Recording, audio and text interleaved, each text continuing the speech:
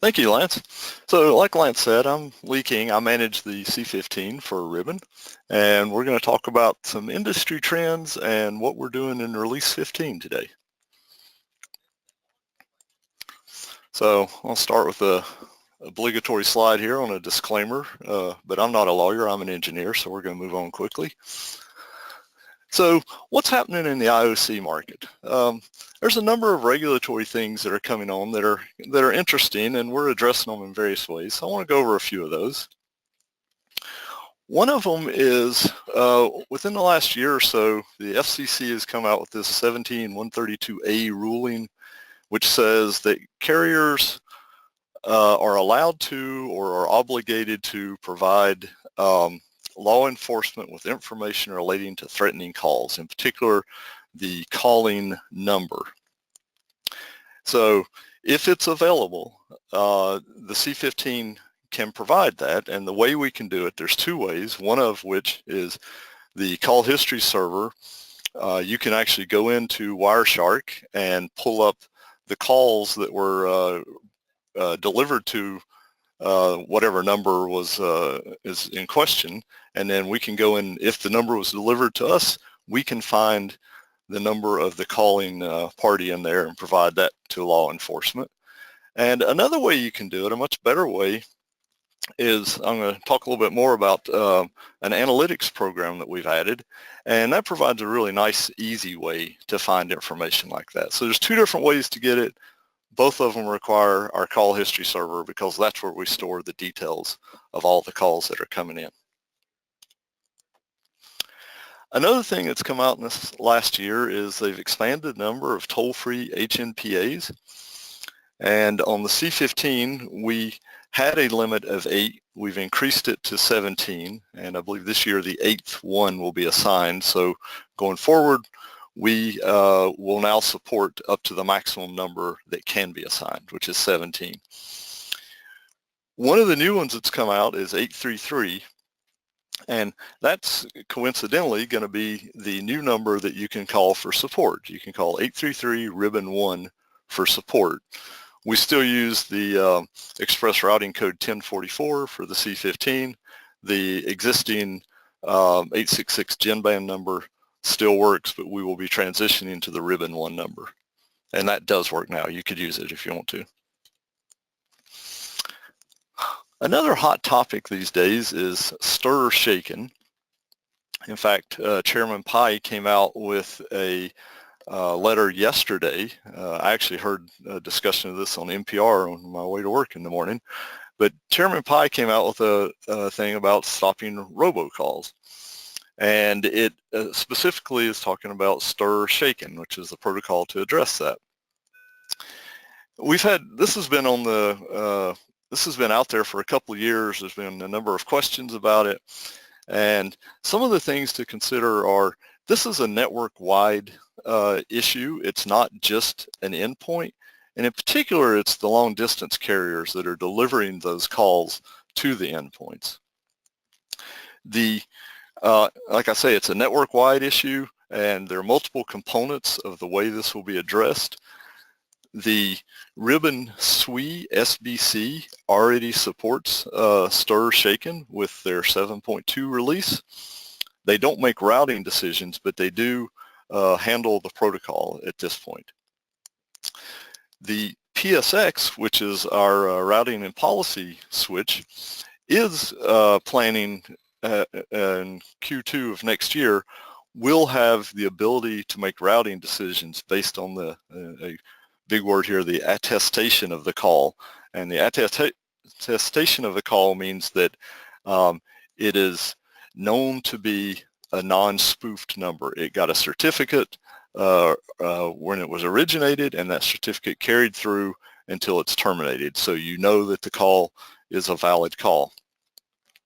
This only applies if you've got an end-to-end SIP network. As soon as you leave the SIP network and go into the TDM world, then that information is no longer passed through. The applicability for the endpoints, we're still evaluating. So the C20 and the C15, we're both looking at this together and deciding exactly how we need to implement stir shaken within our two switches. And one other comment on this, that the point of this is really to eliminate robocalls, eliminate nuisance calls. And the AP Max already has a feature called Terminating Call Manager. It's available today. It doesn't use stir shaking, but it does go to a do not call list that the FCC publishes. It's got a configurable list of numbers that you don't want to accept calls from. So it goes a long ways towards solving this problem already. Just a little bit more information here. I'm not going to spend too much time on this chart. Lance will provide these charts when we're done, but here's the definition of stir and shaken. And you can look into more detail behind it, but the idea is to prevent people from changing their number on a SIP call as it goes into the network. And here's a little picture of the call flow where the calling party goes through the originating service provider, which goes to the authentication service. You get that certificate, it's stored on the terminating end. The service provider gets the certificate and verifies that it's valid, and then if so, determines what treatment to do for that call. If it's not a valid certificate, they may decide to terminate the call. They may decide to pass it through. The areas that are still not real well defined are the originating service provider and terminating service provider. Is this a SIP phone at the customer prim? Is this the terminating switch, or is this the edge of the long distance network? And those are some of the things that we need to look into as we get ready to consider what the implementation implications of this are. Another item which has come back up this year is the FCC issued another ruling on national number portability. You can read what Chairman Pai said about it there in the bottom. I'm not going to go over all that, but this has been circulating for a couple of years now, and ADIS, which is a regulatory group, is evaluating it. There's 4 options on how this will be implemented, and they're trying to pick the one that would have the least impact to the network. They still have not provided clear direction on what that is. So this is one where we're going to keep monitoring it, and once there's a clear direction on it, once there's something that's implementable, then we'll certainly look at that. One advantage that C15 has, by the way, over, let's say, a DMS10 or something like that, is because it's actively developed, we can go and implement things like this, and we will. So that's an advantage of a non-MD'd switch. And one other thing that just came out is a customer broadband only line, CBOL. And this affects rate of return carriers that are providing VoIP service. And this thing just came out. I have contacted JSI, who probably a lot of you use as a cost accounting group, and we're still trying to evaluate what the impact to the IOC market is and what cost recovery would mean. So if you haven't heard of this and you're a cost recovery or a rate of return carrier, it's something that you may want to look into also. Okay, so that's some of the things going on in the industry. I'm going to jump into what we're doing in C15 specifically. So here's my life cycle management chart. Release 13 is currently GA, but it retires at the end of December of this year. Release 14 has been GA for about a year now. At this point, about half of all the C15s in North America are running on Release 14. So we really do appreciate that everyone upgrades. That is a huge benefit to us, it's a huge benefit to you.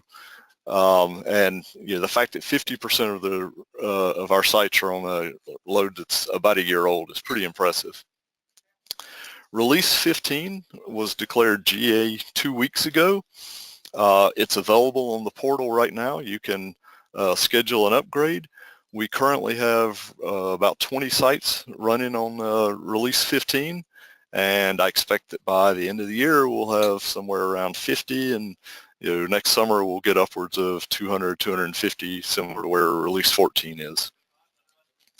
Release 16, we are currently working on that. We've got a plan of intent, which I will go over on my last slide, and the expectation is that it will come out in October of next year.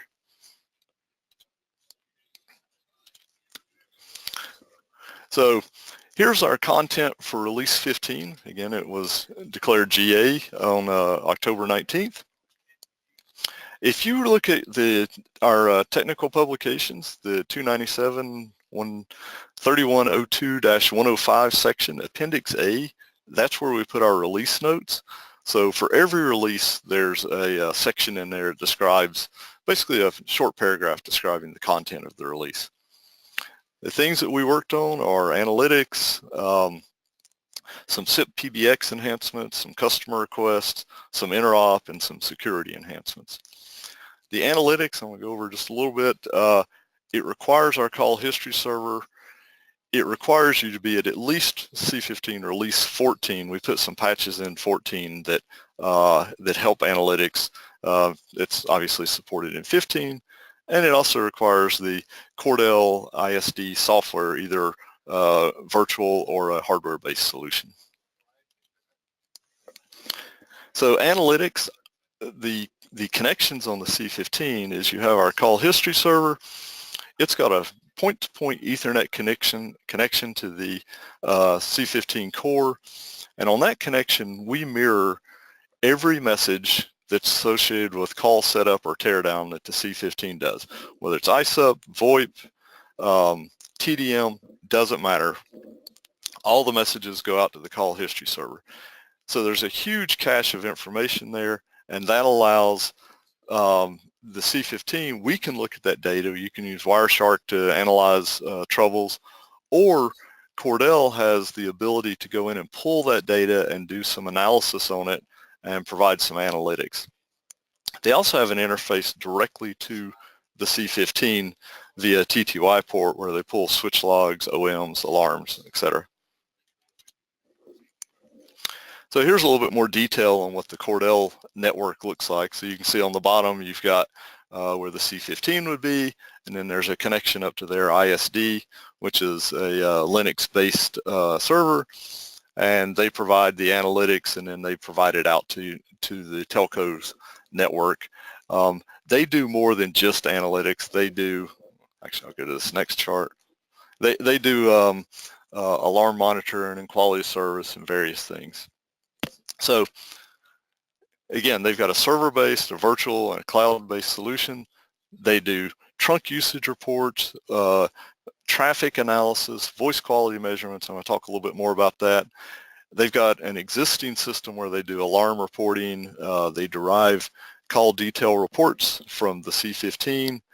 They can do individual analysis of calls without using Wireshark, which one of the complaints we've had about our call history server is that you have to use Wireshark. Well, they've got a way to work around that. They also have the ability to develop whitelist and blacklist for nuisance calls, or if you're getting too much traffic from an IP address and you want to block it in your firewall or SBC, they can help provide some information to direct you on what to do with that. They can detect calling patterns that look fraudulent or look like robocalls. They, as part of the data that's downloaded to them, they get the AMR records. There's a possibility that we could, we've asked, customers have asked if the AODB files could be stored on their system as a server versus whatever else you're using, and that would certainly be possible. So here's a chart that was provided by Cordell. And by the way, there, down at the bottom, you can see how to contact them if you're interested in following up on this. Currently, we sell the C15 in the call history server. Cordell sells their analytics. If you want both parts, you have to talk with Cordell and with Ribbon. But their voice quality system is what we've worked on with them to, they derive this information from our call history server. It's a really interesting application. Their voice quality will produce a dashboard that has 4 screens. They have packet loss, jitter, and delay, and then a MOS score. And you can go into, you can click on one of those charts and it will expand it to a full page. And then you can see the things, the calls that are driving that packet loss or that jitter report. And you can actually just click on the graph and drill down to the individual calls that are causing whatever report is being generated there. So it's a really interesting way to get into a lot of detail on what's going on in your system. We've had a number of questions on this, and I've captured a few of them here, and I'll just go over these. We certainly are interested in whatever questions you have as we go along here, so please let us know if you've got other questions. But let's go over a few of these. So, is Hardware Freedom and the Ribbon appliance call history server supported with Cordell? And the answer is yes, both of them would work.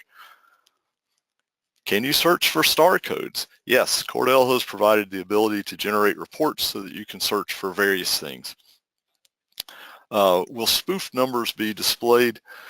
The spoofed number would be displayed because we can only display what we're presented. At this point, we don't know a number is spoofed. We only know what has been presented to us. Like I mentioned on the stir shaken, at some point, we may be able to screen those out, but at this point, the number that we have is what we present. Is there training for Wireshark? So Ribbon does not offer training for Wireshark. It is a generic software package. The Wireshark we use is the same one that anyone can use, and there's lots of online training for that. So we don't provide it, but there is training available. Do I have to use Wireshark to view these records? No, you can use Wireshark if you want a lot of detail on what's going on with the call. You can use the Cordell solution to get a lot of the basic information, which is probably more interesting to most people. How do I configure C15 whitelist and blacklist? So as many of you probably know, C15 has an internal session border controller. An external one certainly has a lot more power than what the C15 one has, but we have a basic one that the C15 uses to protect itself from things that are going on our VoIP ports. And we have whitelist and blacklist, but they're not customer configurable. They're used by the system as the blacklist as a temporary measure to blacklist IP addresses in the event of a storm or an attack of some sort, or if you want to allow someone through that has been blacklisted, then they can be put on a whitelist. And to do that, you would have to call our Ribbon technical support group, and they would help you with that. And those lists, again, are expected to just be a temporary thing. You shouldn't leave something on a whitelist or a blacklist forever. If they need to be blacklisted forever, it really ought to be done at a firewall or an SBC level. Does analytics work with Centrex calls? Yes, it does. And then what are the hardware requirements for the virtual ISD? And there's the list of those requirements.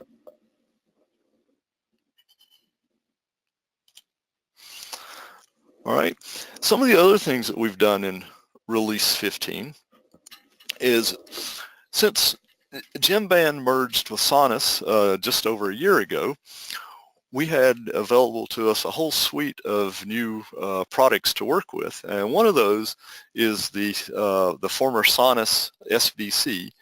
There's an appliance-based one, which is the 5400, and there's a software one that you can load on your own servers called the SWE, which is the software-only edition. It's the exact same software on both of them. It's just a matter of whether you buy the hardware from us or you provide it yourself. And we installed the SWE in our lab, and we did testing with it. We actually found one problem associated with multiple bindings of SIP calls that SWE didn't support and our previous SBC did. So we worked with that team, and they got a change into the latest 7.2 release for SWE. We've retested it. So at this point, we know of no problems with the SWE. It's been deployed at several sites and seems to be working well.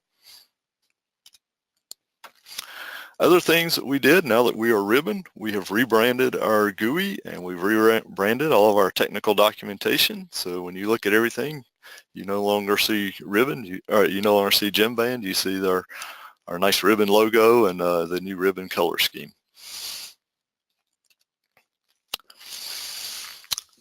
So I go out and talk to customers frequently, and one of the things I always say is if you've got requests for content, please let me know. We're always looking for new ideas.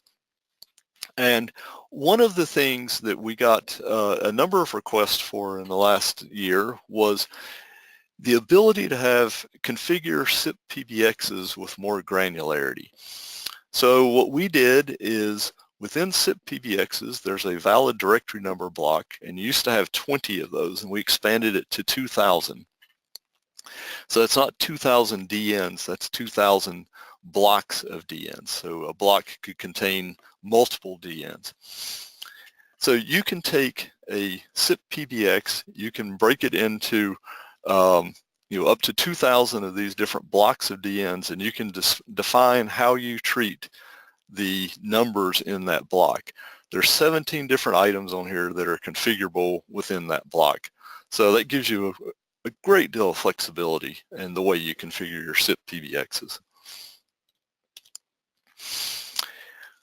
Some other customer requests that we got, the SAC expansion, which is the HNPA, we expanded that. This year we saw, from support perspective, we are seeing a lot of switches that are getting not hacked, but they're getting attacks, and they're not at quite a denial of service level, but we're seeing huge numbers of registrations and various SIP messages going on switches, way more than could be accounted for by the number of lines that would be configured on that switch. So on one of these, we were actually, the registrations were so much that it overcame some of our SBC defense mechanisms and caused the switch to init. We redid the way we handle the line subscriptions in init, and we reduced the init time by 70%, so it's now down to less than 15 seconds, which is where we like to keep it. We added some other features here. I'll pause for just a moment and let you look at those.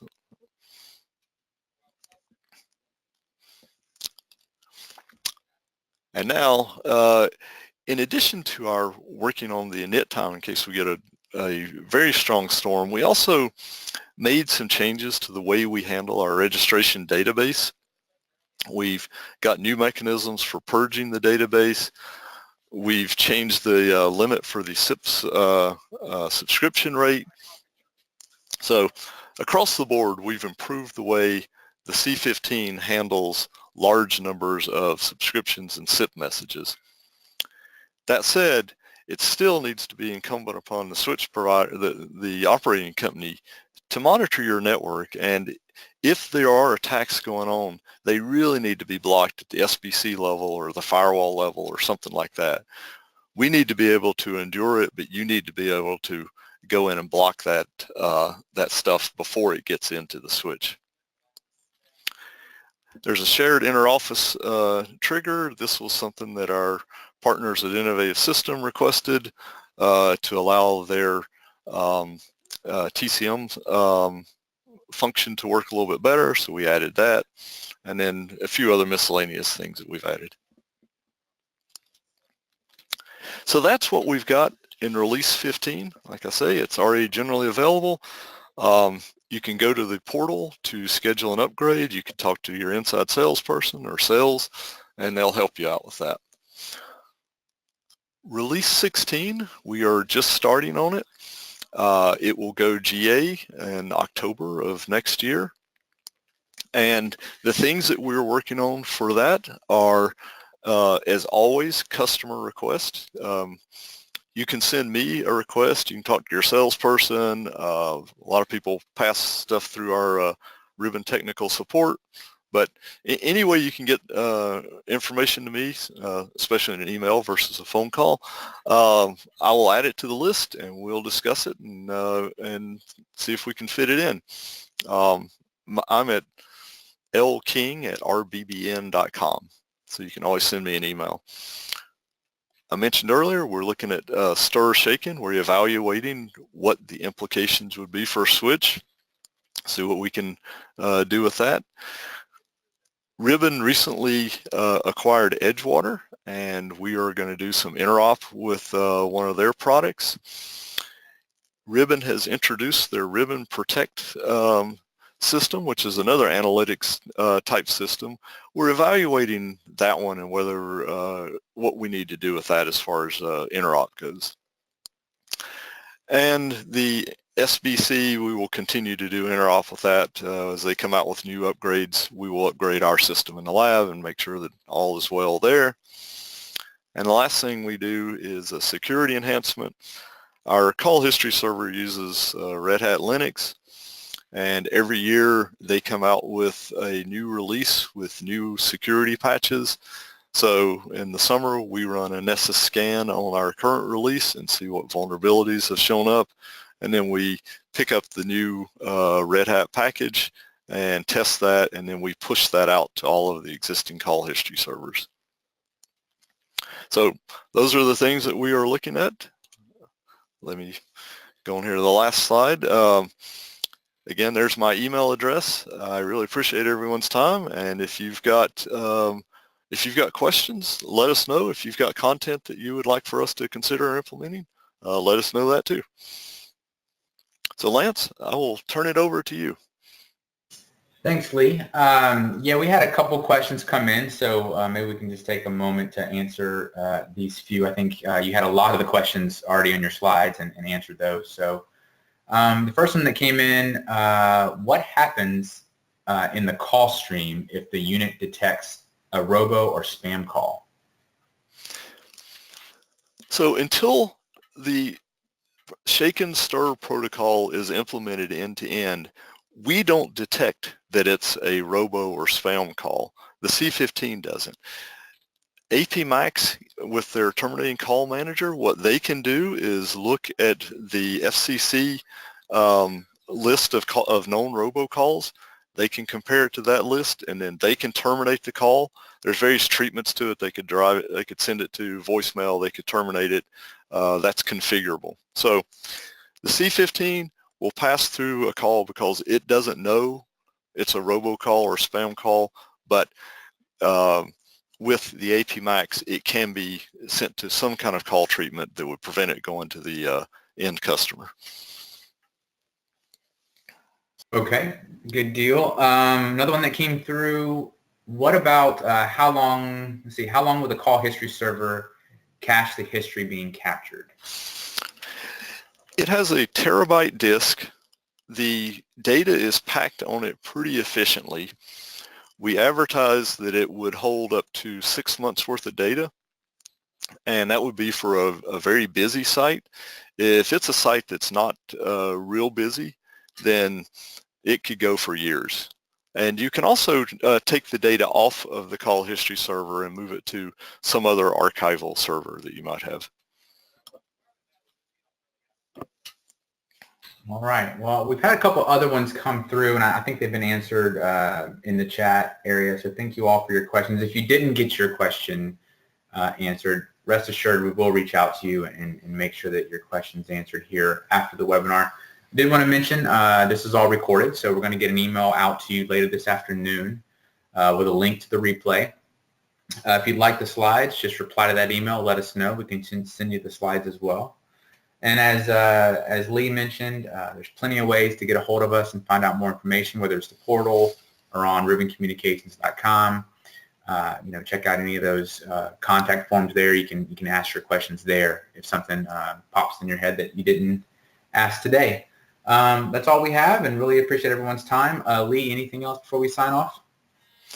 No. Again, like I said, I appreciate your time, and hopefully we'll see people signing up for Release 15. All right. Thanks, everyone. Have a great rest of your week, and we'll see you next time.